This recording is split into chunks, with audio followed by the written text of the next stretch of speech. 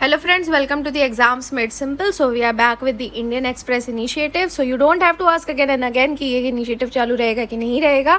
अभी आ रहा है, कंटिन्यूस ही रहेगा. और अगर पूरा पेपर हम आपको नहीं भी बता पाते, एडिटोरियल सेक्शंस वगैरह सारे नहीं भी बता पाते, तो जो मोस्ट इंपॉर्टेंट कंसेप्ट है, जैसे कल हमने नैरोबी फ्लाइज वगैरह या कराकल पाकिस्तान के बारे में देखा था, तो इस तरीके के इंपॉर्टेंट कंसेप्ट हम आपको अलग से बता देंगे. So videos would definitely keep coming. So please you also maintain the continuity and keep watching and enjoying the video. साथ में हिंदू आपका चल ही रहा है. ओके, तो आप देखते रहिए और सीखते रहिए. आज हम थोड़ा उल्टा जा रहे हैं, एडिटोरियल की जगह हम तो एक्सप्लेन सेक्शन से स्टार्ट करेंगे. रीज़न भी कि ट्विटर ने अभी जो चैलेंज किया है मीटी को, यानी कि ministry of electronics and information technology को, तो उसमें ना आज 2 आर्टिकल आए हैं.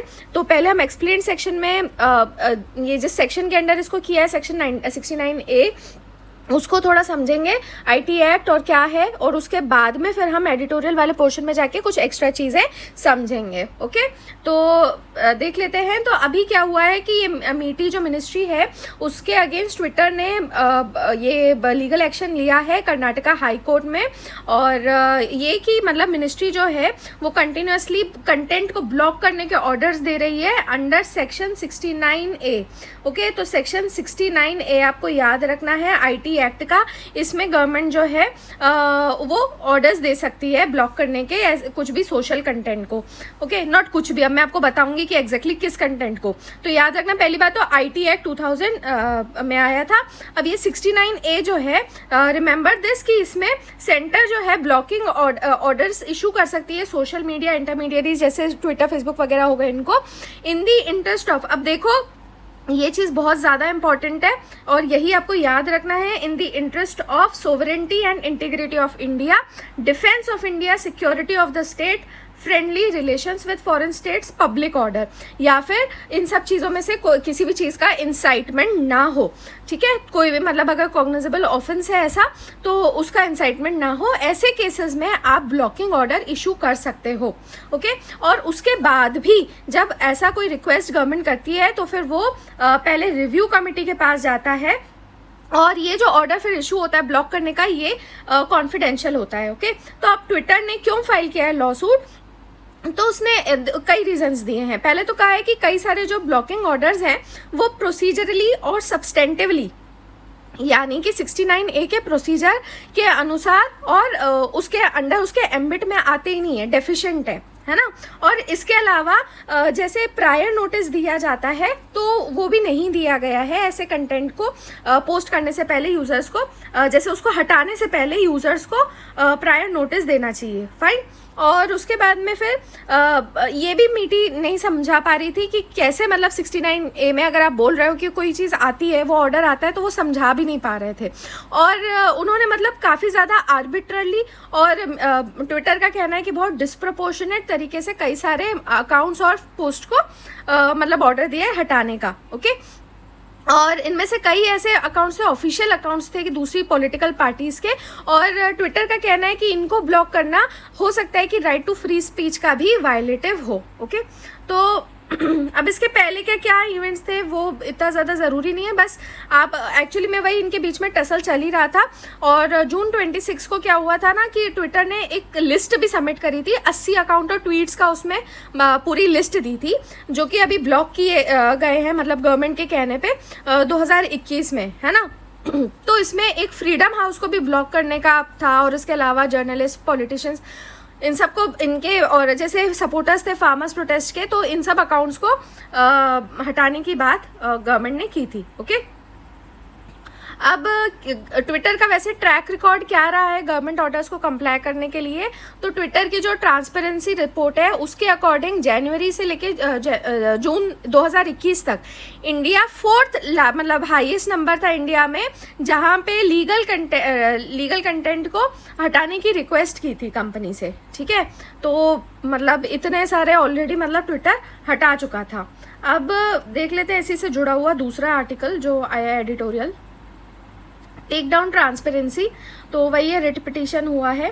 तो अब यहाँ पे कुछ डेटा भी दिया है इन्होंने कि जैसे लास्ट डिकेड में जो ब्रॉडबैंड कनेक्टिविटी है वो 10 गुना बढ़ गई है, लेकिन कनेक्टिविटी केवल होने से ब्रॉडबैंड सब्सक्राइबर्स की डेमोक्रेसी का हम अश्योर नहीं कर सकते हैं. तो इसी चीज़ के ऊपर है। अब यहाँ पे कुछ पार्लियामेंट्री डेटा भी दिया हुआ है कि जो ऑर्डर्स दिए जाते थे तो पहले 2014 में केवल 471 ऐसे ऑर्डर्स दिए गए थे और अभी 2020 में 9849 है ना। तो इससे इन्होंने बताया कि 1991% का इंक्रीज़ है। अब श्रेया सिंघल का केस भी बताया है इन्होंने यहाँ पे। तो श्रेया सिंघल का केस में जो था कॉन्स्टिट्यूशनैलिटी 66A की जो थी सुप्रीम कोर्ट में आई थी। श्रेया सिंघल का केस बहुत इंपॉर्टेंट है। तो यहाँ पे ये कहा था कि गवर्नमेंट के पास में ब्लॉकिंग पावर्स हैं, लेकिन फिर भी अगर कभी भी कोई अग्रीव्ड होता है तो उसको रिट रेमेडीज़ दी ही जाएंगी।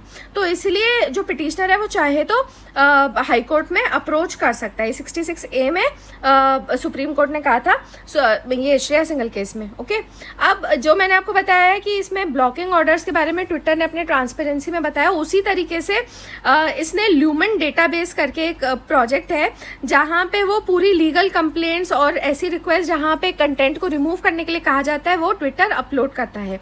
तो ये जो ट्रांसपेरेंसी है और कोई फॉलो नहीं करता है, केवल ट्विटर ही फॉलो करता है ना।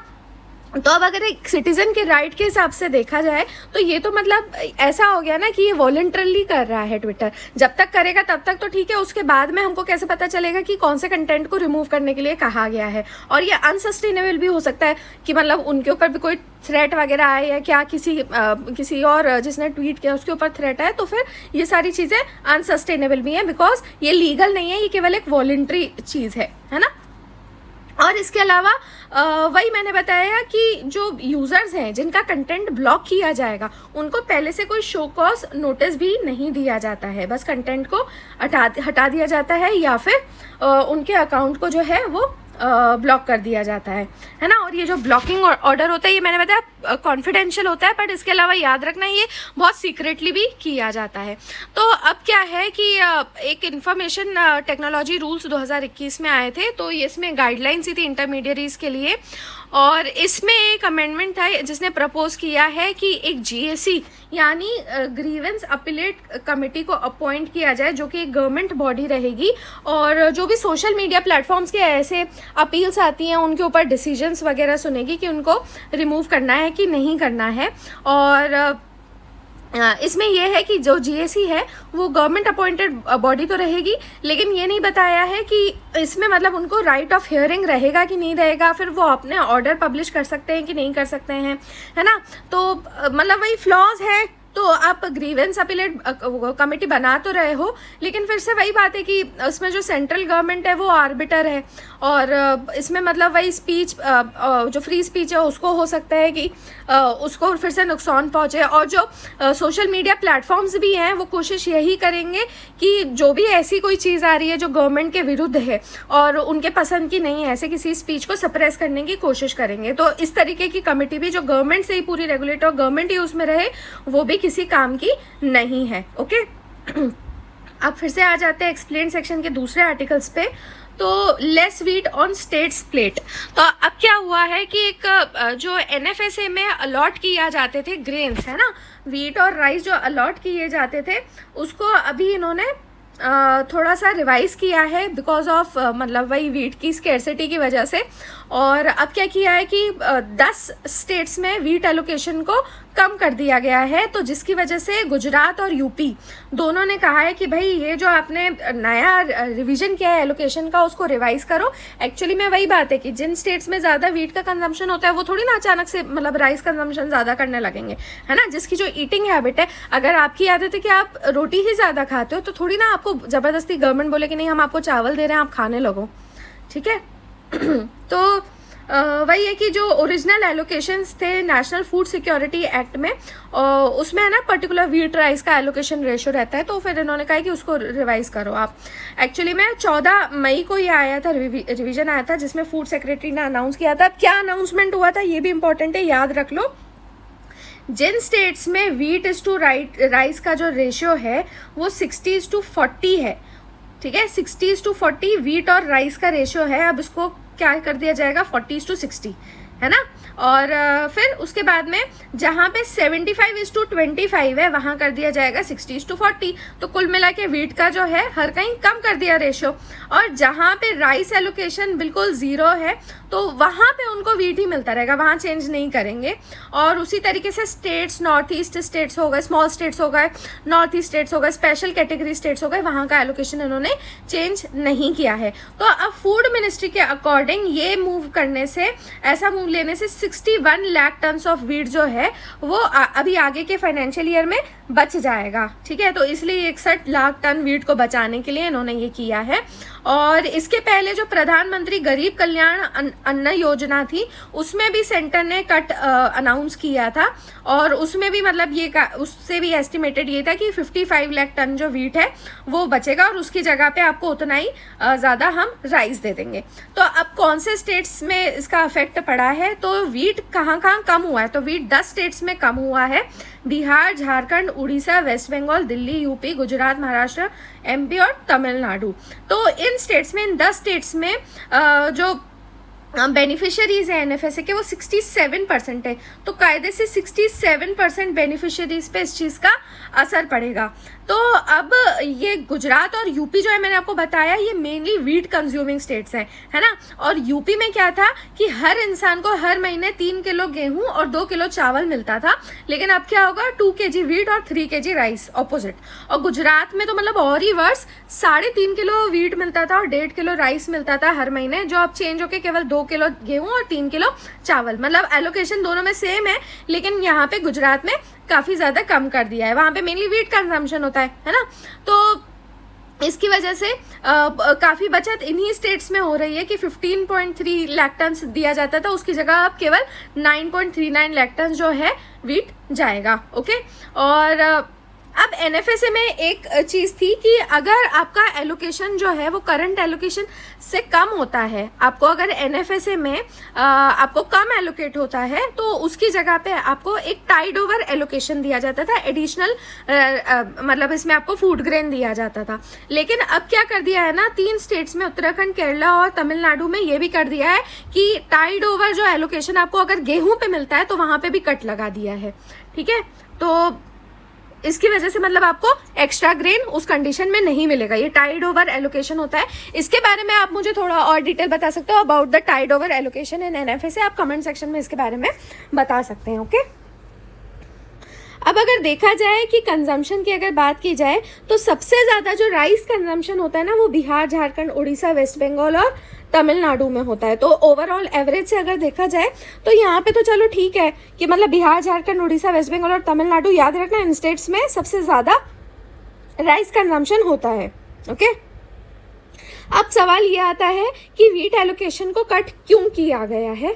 तो इसका मतलब इन्होंने एक तो रीज़न ये दिया है कि जो प्रोक्योरमेंट है, और अच्छा मैं आपको ये भी बता दूं कि राइस का तो आपको ये स्टेट्स याद रहेंगे, वीट का I forgot to tell you कि वीट का अगर कंजम्पशन देखा जाए ना तो यूपी, एमपी, बिहार, दिल्ली और महाराष्ट्र में ज़्यादा रहता है। ओके, तो यहाँ पे जो नेशनल एवरेज से कंजम्पशन है वो ज़्यादा रहता है। तो वही बात है, यूपी में इतना कंजम्पशन होता है, उसके बाद में हमने फिर कम कर दिया, है ना। अब देख लेते हैं कि वीट एलोकेशन क्यों मतलब कट किया जा रहा है। तो इसका मेन रीज़न तो ये है कि पिछले साल प्रोक्योरमेंट बहुत कम हुआ है। तो जहां वैसे मतलब 21-22 में 433 लाख करीब हुआ था, इस बार 56.5% करीब कम है, 56.6% जो है वो कम प्रोक्योरमेंट हुआ है और केवल 188 लाख टन का ही प्रोक्योरमेंट हुआ है। ओके, और एक्चुअली में क्या होता है कि फूड ग्रेन्स स्टॉकिंग नॉर्म्स हैं एक, जिसमें है ना ये बताया जाता है कि आपको कितना स्टॉक मेंटेन करना ज़रूरी है। तो ये है ना एफसीआई के नॉर्म्स हैं, याद रखना, फूड ग्रेन स्टॉकिंग नॉर्म्स। तो इसके अनुसार 275.8 लाख टन जो है वो आपको हर साल 1 जुलाई तक मेंटेन करना, 1 जुलाई को मेंटेन करना ज़रूरी होता है। ओके, तो अब प्रोक्योरमेंट क्यों कम हो गया? अब आपने बोला कि एलोकेशन कम किया, एलोकेशन कम किया क्योंकि प्रोक्योरमेंट कम हुआ। तो अब सवाल आता है कि प्रोक्योरमेंट क्यों कम हुआ है? तो उसका मेन रीज़न है कि जो प्रोडक्शन था इस साल में, सीजन में, वो कम था। ओके, तो गवर्नमेंट ने पहले एस्टिमेट किया था कि 111 मिलियन टन का प्रोडक्शन होगा, लेकिन बहुत ज़्यादा टेम्परेचर राइज की वजह से मार्च वगैरह में क्रॉप्स पे इफेक्ट पड़ा है। और वीट आपको पता है राबी क्रॉप है ना, तो इसका इफेक्ट हमको मार्च में देखने को मिला। तो इसकी वजह से फिर इसका एस्टिमेट घटा के 106.41 मिलियन टन, जो कि ये फाइनल प्रोक्योरमेंट हुआ था, है ना। तो और उसमें से भी अगर देखा जाए कि जो इस साल प्रोक्योर किया गया है 187.8 लाख टन्स वीट जो प्रोक्योर किया गया है, उसमें से 75 लाख जो है ना, उसमें श्रिवेल्ड ग्रेन्स मतलब कि मुरझाए हुए टाइप के ग्रेन्स हैं। और वही बात है ना, फिर वो किसी काम के नहीं रह जाएंगे और मतलब बहुत ही पुअर क्वालिटी के हो जाएंगे। ओके, और दूसरा रीज़न अगर देखा जाए तो ग्लोबली भी जो है वीट के प्राइसेस बहुत ज़्यादा बढ़ गए हैं, और रशिया के इन्वेजन की वजह से यूक्रेन में, और जो वही, और ग्लोबली ये दोनों रीजन है, एक तो रशिया का अटैक, दूसरा एडवर्स वेदर। तो इसकी वजह से भी वीट क्रॉप जो है दूसरी कंट्रीज में उस पर काफ़ी असर पड़ा है, including in the European Union region, US और कनाडा, है ना। तो इसकी वजह से इंडियन वीट की डिमांड बढ़ गई है ओवरसीज मार्केट में, और लोअर प्रोडक्शन और बाहर ज़्यादा डिमांड होने की वजह से अब डोमेस्टिक ट्रेडर क्या कर रहे थे कि वो ज़्यादा प्राइसेस ऑफर कर रहे थे, मतलब गवर्नमेंट का जो एमएसपी उससे ज़्यादा प्राइस ऑफर कर रहे थे, और जो प्राइवेट ट्रेडर्स हैं उनको जाके बेच दे रहे थे किसान, है ना। उनको तो फ़ायदा चाहिए, तो उनको वहाँ पे बाहर के मार्केट के हिसाब से ज़्यादा पैसा मिल रहा है, प्राइवेट ट्रेडर्स थे तो वो उनको बेच रहे थे, तो जिसकी वजह से भी गवर्नमेंट प्रोक्योरमेंट कम हो गया। ये बहुत इंपॉर्टेंट चीज़ है, आई होप आपको ये समझ में आई होगी कि ग्लोबली जो इम्पैक्ट पड़ा उसकी वजह से मतलब हमारे यहाँ पे एलोकेशन कैसे कम हुआ है, ये चीज़ बहुत ज़्यादा इंपॉर्टेंट है। ओके, तो आपको मतलब अगर कभी ऐसा पूछा भी जाए क्वेश्चन कि ग्लोबलाइजेशन से क्या हो, तो उसमें आप इस तरीके के चीज़ भी बता सकते हो कि बेसिक नीड्स वाली जो चीज़ होती है, मतलब because of the global climate change and such conflicts like Russia Ukraine, इसका असर बेसिक फूड आइटम्स पे भी कैसे पड़ता है। Okay, so this is very important. तो फिर गवर्नमेंट ने खैर बैन लगा दिया May 13 को वीट एक्सपोर्ट पे, और इसका वही रीज़न था ताकि जो डोमेस्टिक मार्केट है वहाँ पे गेहूं की अवेलेबिलिटी बनी रहे और ताकि प्राइसेस नीचे आए। ओके, और कितना कवरेज है एनएफएसए का ये मैंने आपको बताई दी, 67.2% है जो लोग मतलब एनएफएसए से जिनको फ़ायदा मिलता है, जिसमें से 75% रूरल इंडिया में और 50% अर्बन में है। ठीक है, और इसके दो तरीके के बेनिफिशियरीज होते हैं, एक तो अंत्योदय अन्न योजना हाउस होल्ड्स वाले होते हैं जिनको हर हाउस होल्ड के हिसाब से मिलता है, हर महीने 35 किलो अनाज मिलता है, किसको? अंत्योदय अन्न योजना हाउस होल्ड्स को। और दूसरे होते हैं प्रायोरिटी हाउस होल्ड्स, यहाँ पे हर इंसान को हर महीने 5 किलो अनाज मिलता है। ठीक है, तो उसमें फिर आपको चावल मिलता है 3 रुपये पर किलो के हिसाब से, और गेहूं 2 रुपये पर किलो के हिसाब से, और कोर्स ग्रेन जैसे रागी मिलेट बाजरा वगैरह हो गए वो सब 1 रुपये पर किलो के हिसाब से मिलता है। ठीक है, आई होप आपको ये आर्टिकल समझ में आ गया होगा। ये last session of constituent assembly का हुआ, ये सब फैक्ट्स हैं लेकिन इंपॉर्टेंट है। So actually the class is going on here only, पास ही में सर क्लास भी कंडक्ट कर रहे हैं, तो इसकी वजह से थोड़ा सा डिस्टर्बेंस था। Anyways let's continue. यहाँ पे एक छोटी सी चीज़ बताई हुई है, शार्क बाइट्स वगैरह के ऊपर आया था, फेटल होते, तो शार्क स्पीशीज़ बस जान लो कि सबसे ज़्यादा जो फेटिलिटीज़ होती है शार्क की, टाइगर शार्क्स की वजह से होती है सबसे ज़्यादा फेटिलिटीज़, और मतलब ऑस्ट्रेलिया में खासकर अभी बहुत ज़्यादा फेटिलिटीज़ हो रही हैं, तो डेथ्स मतलब बहुत ज़्यादा हो रही है इनकी बाइट से, तो सबसे ज़्यादा टाइगर शार्क की वजह से होती है, उसके बाद में फिर बुल शार्क्स और वाइट शार्क्स। लेकिन अगर देखा जाए सबसे ज़्यादा बाइट्स जो शार्क बाइट्स होती है वो किसकी वजह से होती है, तो बाइट्स वाइट शार्क्स की वजह से होती है। ठीक है, ये 3 स्पीशीज़ याद रखना, टाइगर शार्क्स, बुल शार्क्स और वाइट शार्क्स। वाइट शार्क्स की वजह से सबसे ज़्यादा बाइट्स होती हैं, और सबसे ज़्यादा डेथ फेटिलिटीज़ किसकी वजह से होती है, टाइगर शार्क्स की वजह से। ओके, अब यहाँ पे देख लेते हैं लास्ट आर्टिकल आई थिंक, हाँ। सो element centre of India Australia deal, तो ये बहुत अच्छा आर्टिकल आया है, क्रिटिकल मिनरल्स के ऊपर है। ठीक है, तो क्रिटिकल मिनरल्स के बारे में ही है, और अभी क्या हुआ है कि पार्टनरशिप हुई है इंडिया और ऑस्ट्रेलिया की, जहाँ पे ऑस्ट्रेलिया ने कहा है कि वो 5.8 मिलियन ऑस्ट्रेलियन डॉलर जो है वो देगी 3 साल का एक ये पार्टनरशिप रहेगी, India Australia critical minerals investment partnership, इसमें देगी। ठीक है, अब क्रिटिकल मिनरल्स होते क्या हैं, ये बहुत इंपॉर्टेंट आर्टिकल्स है, प्लीज आप इसके बारे में ना इंपॉर्टेंट चीजें नोट कर लेना, ये मतलब शॉर्ट आ सकता है, ये समझ लो। तो क्रिटिकल मिनरल्स जो होते हैं ये बिल्डिंग ब्लॉक्स हैं आजकल की मॉडर्न डे टेक्नोलॉजी में खासकर, और इसमें मतलब सप्लाई चेन डिस्ट्रप्शंस की वजह से इनका काफ़ी ज़्यादा रिस्क भी है, मतलब इनका सप्लाई कभी भी रुक भी सकता है। और ये आजकल हर कहीं मतलब यूज़ किए जा रहे हैं, जैसे mobile phones, computers, batteries, electric vehicles, green technologies, मतलब जो इमर्जिंग मॉडर्न डे टेक्नोलॉजीज है वहाँ पे इनका ज़्यादातर यूज़ हो ही रहा है। अब इसमें ज़्यादातर इंक्लूडेड कौन से मिनरल्स हैं, फॉर एग्जाम्पल ग्रेफाइट, लिथियम और कोबाल्ट। ये इलेक्ट्रिक व्हीकल बैटरीज बनाने में यूज होता है, और उसी तरीके से रेयर अर्थ्स जो होते हैं वो मैग्नेट बनाने में काम आते हैं, रेयर अर्थ। और सिलिकॉन जो है इट इज अ की mineral for computer chips and solar panels. Okay, इसको प्लीज नोट डाउन कर लेना। मैं एक बार दोबारा बता देती हूँ, ग्रेफाइट, लिथियम, कोबाल्ट ये इलेक्ट्रिक व्हीकल बैटरी में यूज होते हैं, रेयर अर्थ मैग्नेट बनाने में यूज होते हैं, सिलिकॉन जो है वो कंप्यूटर चिप्स और सोलर पैनल्स में यूज होता है। अब इनको क्रिटिकल क्यों कहा जाता है, क्योंकि वही है कि अब जैसे हम ट्रांजिशन कर रहे हैं वर्ल्ड लेवल पे ही क्लीन एनर्जी की तरफ, डिजिटल इकोनॉमी की तरफ, तो ये मतलब क्रिटिकल जो मिनरल्स हैं ये काफ़ी ज़्यादा इंपॉर्टेंट है। जैसे बताया ना, ग्रीन एनर्जी में भी ये सब यूज होते हैं। और अगर कोई भी सप्लाई शॉक हो, यानी वही सप्लाई चेन में डिसरप्शन हो, तो इसका असर इकोनॉमी पे पड़ सकता है, और जो कंट्री का मतलब अगर दूसरे पे डिपेंडेंट हो जाए, है ना, तो उसकी ऑटोनॉमी पे भी असर पड़ सकता है। और ये सप्लाई रिस्क क्यों रहती है, क्योंकि ऑब्वियस सी बात है कि इन मिनरल्स की अवेलेबिलिटी बहुत कम है, डिमांड इनकी बढ़ रही है, और जो प्रोसेसिंग वैल्यू चेन है वो बहुत ज़्यादा कॉम्प्लेक्स होती है ना। और इसके अलावा देखो कई बार क्या हो सकता है कि अगर कोई हॉस्टाइल रजीम है, जैसे अभी हम देखेंगे चाइना में सबसे ज़्यादा प्रोडक्शन होता है, तो अब चाइना एक हॉस्टाइल टाइप की कंट्री है, तो उससे थोड़ी हम मतलब इंश्योर कर सकते हैं कि ये चाहे सप्लाई चेन बनाए रखेगा, है ना। तो अभी इन्होंने एक हरकत भी करी थी, वो भी अभी आएगी, आपको बताती हूँ मैं। और या फिर अगर पॉलिटिकली अनस्टेबल रीजन्स हैं तो वहाँ पर भी दिक्कत हो सकती है। ओके, अब देखो वही कंसर्न्स आ गए चाइना के, तो 2019 की एक USGS mineral commodity summaries report है, इसने बताया था कि चाइना जो है वो वर्ल्ड का सबसे बड़ा प्रोड्यूसर है 16 क्रिटिकल मिनरल्स में। ठीक है, 16 क्रिटिकल मिनरल्स में चाइना सबसे बड़ा प्रोड्यूसर है। ये USGS mineral commodity summaries report है, और ये क्या है, उसके अलावा एक रिपोर्ट और है क्रिटिकल मिनरल्स की इंटरनेशनल एनर्जी एजेंसी की, जिसमें कहा गया है कि चाइना जो है वो रिस्पॉन्सिबल है कोबाल्ट के, अभी बताए कोबाल्ट कहाँ यूज होता है, इलेक्ट्रिक व्हीकल में, है ना।